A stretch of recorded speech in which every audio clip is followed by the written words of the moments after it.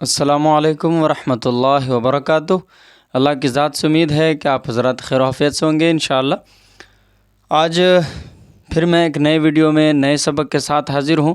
On line دینیات course پر آپ کو معلوم ہے کہ مختلف مضامین سے متعلق مختلف اسباق پڑھائے جاتے ہیں، بہت سارے اسباق پڑھائے جاتے ہیں، چاہے وہ عقائد ہو، مسائل ہو، اسلامی تربیت ہو، اسماء حسنہ ہو، احادیث مبارکہ ہو، اور اسی طرح کے دیگر مضامین بھی پڑھائے جاتے ہیں، آپ کو معلوم ہے۔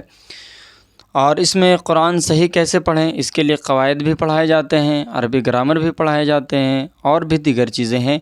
آپ اگر ان اسباق کو نہیں دیکھتے تو آپ پلے لسٹ میں جا کر ضرور دیکھ لیں تاکہ آپ کو سیکھنے کا موقع ملے۔ آج بات کرنے والے ہیں کہ قرآن صحیح کیسے پڑھیں۔ ان میں سے جو ہم لوگ قواعد پڑھ رہے تھے تو بہت ساری قواعد جو ہیں، بہت سارے قواعد میں نے آپ کو پڑھائے ہیں۔ آج جو ایک اہم قاعدہ ہے، بہت ہی اہم قاعدہ، تو اس کو آپ پہچان رہے ہوں گے، اس کو را کہتے ہیں۔ تو اس کو بھی پڑھنے کے الگ الگ قواعد ہیں۔ الگ مینز اس کے پڑھنے کے دو قواعد ہیں، یعنی کہ پور اور باریک۔ پور کہتے ہیں موٹا کر کے پڑھنے کو، اور باریک کہتے ہیں پتلا کر کے پڑھنے کو۔ تو ہم جانیں گے آج کے سبق میں کہ اس را کو پور کب پڑھے جاتے ہیں، اس را کو پور کب پڑھتے ہیں، کب پڑھتے ہیں، ٹھیک ہے۔ بہت سارے کنڈیشنز ہیں، تو آج جانیں گے۔ پھر نیکسٹ سبق میں، اس کے بعد والے جسٹ میں جو ہے ویڈیو میں، ہم جانیں گے کہ اس را کو باریک کیسے پڑھتے ہیں، باریک کب پڑھتے ہیں۔ تو ہم جب یہ قاعدہ جان لیں گے، قرآن صحیح پڑھیں گے، اور جب قرآن پڑھیں گے تو اس کا خیال رکھیں گے، جب ہم سبق پڑھے رہیں گے تو اس کا خیال رکھیں گے، صحیح پڑھیں گے۔ تو چلیے شروع کرتے ہیں، اس را کے بارے میں بات کرتے ہیں کہ اس را کو کب پور پڑھیں گے اور کب باریک پڑھیں گے۔ آج بات کریں گے پور کب پڑھیں گے۔ تو چلیے شروع کرتے ہیں۔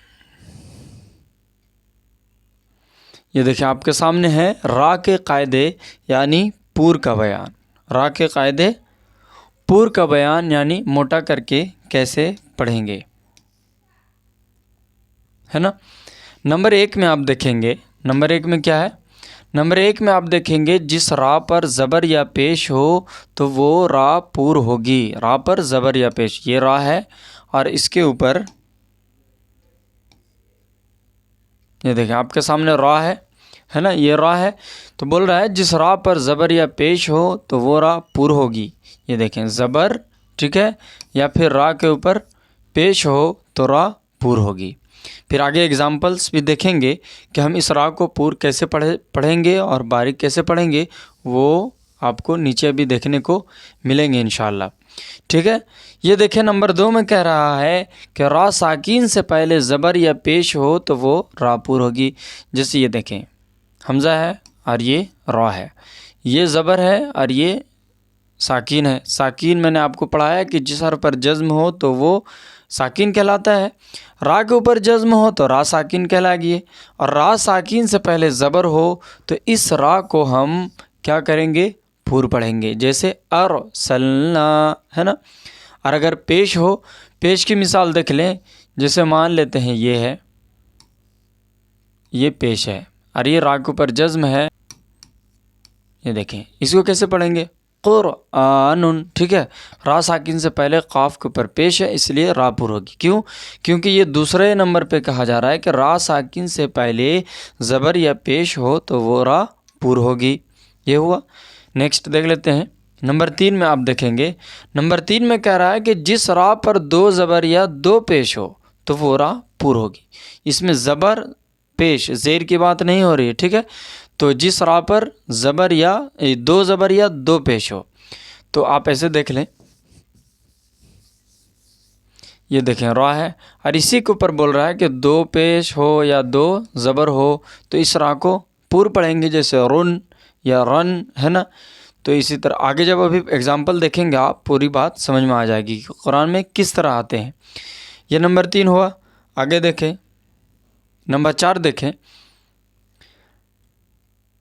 نمبر 4 میں کہہ رہا ہے کہ را مشدد پر، ٹھیک ہے، یہ دیکھیں را مشدد پر زبر یا پیش ہو تو وہ را مشدد پور ہوگی۔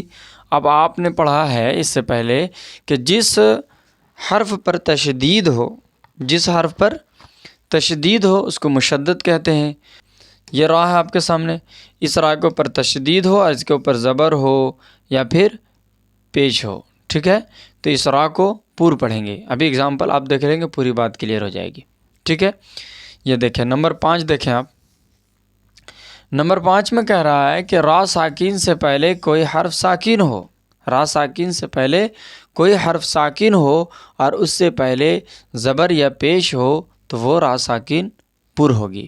ٹھیک ہے. اگزامپل آپ دیکھ لیں تو آپ کو بات سمجھ میں آ جائے گی. یہ دیکھیں یہاں نمبر 1 میں آپ نے دیکھا قاعدہ.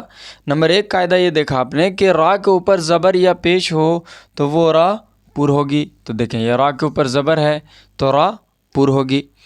پھر آپ نے پڑھا کہ را کے اوپر پیش بھی ہو تو بھی را پر ہوگی. یہ دیکھیں را کے اوپر پیش ہے اس لیے را پر ہوگی. کیسے پڑھیں گے؟ ربما. کیسے پڑھیں گے؟ ربما. اس کو کیسے پڑھتے ہیں؟ رزقنا.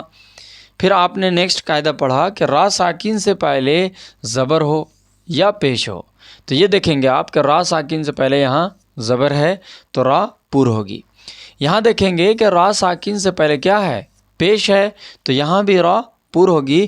جیسے قرآن. قرآن ایسے نہیں پڑھیں گے. کیسے پڑھیں گے؟ قرآن. وہاں کس سے پڑھیں گے؟ رزقنا ہے نا. ربما. اور باقی بات جو قاعدہ اس میں آ رہا ہے وہ آپ نے پڑھا ہے. آپ غور کریں گے یہ قاف میں قلقلہ ہو رہا ہے. قلقلہ کا قاعدہ میں نے آپ کو پڑھایا. نون میں الف مدہ ہو رہا ہے. الف سے پہلے زبر ہے تو الف مدہ ہوگا تو الف مدہ کھینچ کے پڑھیں گے.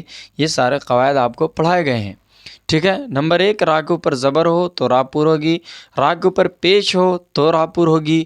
اور یہ دیکھیں را ساکین سے پہلے یعنی جزم والی را اگر اس سے پہلے زبر ہو تو را پر ہوگی. جیسے ارسلنا. جیسے ارسلنا.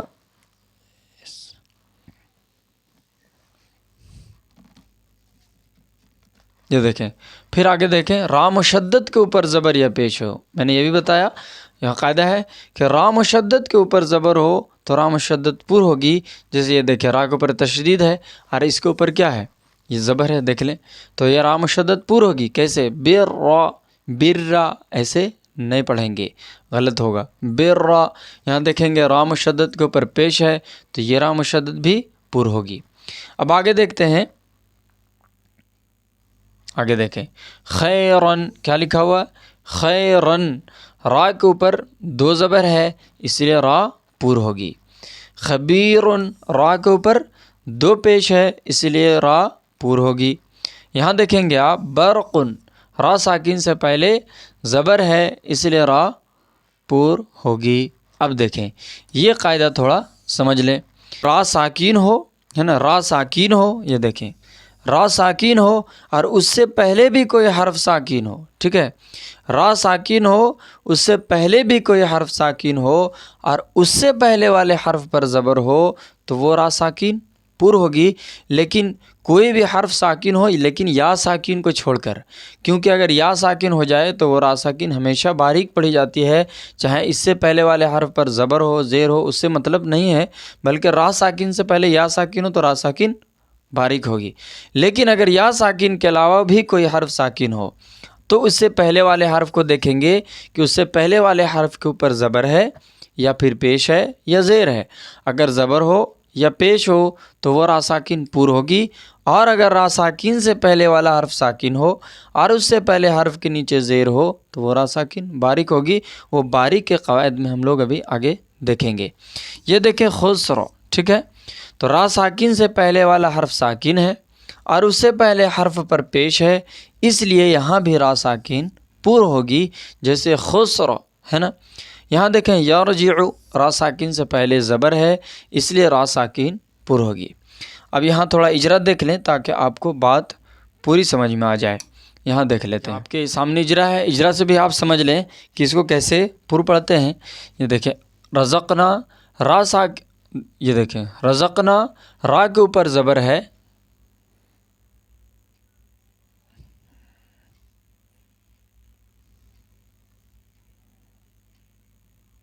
یہاں دیکھیں گے آپ را کے اوپر زبر ہے. یہ دیکھیں یہاں را کے اوپر زبر ہے.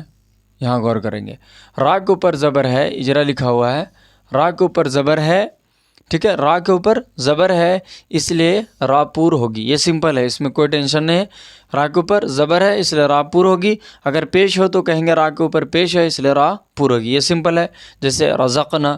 نیکسٹ دیکھ لیں آپ، را ساکین سے پہلے، یہاں را ساکین را کے اوپر جزم ہے، را ساکین سے پہلے حمزہ کے اوپر زبر ہے، یہ حمزہ ہے، را ساکین سے پہلے حمزہ کے اوپر زبر ہے اس لیے را پور ہوگی، اس لیے را پور ہوگی۔ آگے دیکھیں، برا ہے نا، را مشدد کے اوپر زبر ہے اس لیے را پور ہوگی، ٹھیک ہے، را مشدد کے اوپر زبر ہے اس لیے را پور ہوگی۔ ایک اجرا اس میں اور چھوٹا ہے، یہ دیکھیں، یہ اجرا دیکھ لیں آپ ایسے، خیرن، ٹھیک ہے، را کے اوپر کیا ہے، را کے اوپر دو زبر ہے، را کے اوپر دو زبر ہے اس لیے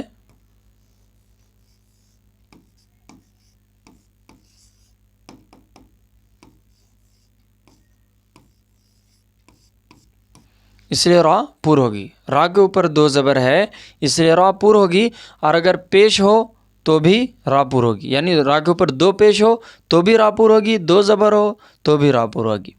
ان تمام سبق کا خلاصہ یہ سمجھے آپ کہ اگر را کے اوپر زبر ہو، پیش ہو، را ساکن سے پہلے زبر یا پیش ہو، را مشدد کے اوپر زبر یا پیش ہو، یا پھر را کے اوپر دو زبر یا دو پیش ہو تو را پور ہوتی ہے۔ اور ایک قاعدہ دیکھیں، ایک جو چھوٹا ہے، یہ دیکھیں، اس قاعدہ کو دیکھیں آپ، ہے نا، حشر، ٹھیک ہے، جیسا میں نے آپ کو اس سے پہلے بتایا بھی ہے، خسر، را ساکن سے پہلے کیا ہے، را ساکن سے پہلے، یہ دیکھیں، ہے نا، را ساکن سے پہلے، را ساکن سے پہلے والا حرف ساکن ہے، یہ دیکھیں، را ساکن سے پہلے والا حرف کون سا ہے، شین ہے، یہ بھی ساکن ہے، اور اس سے پہلے والے حرف پر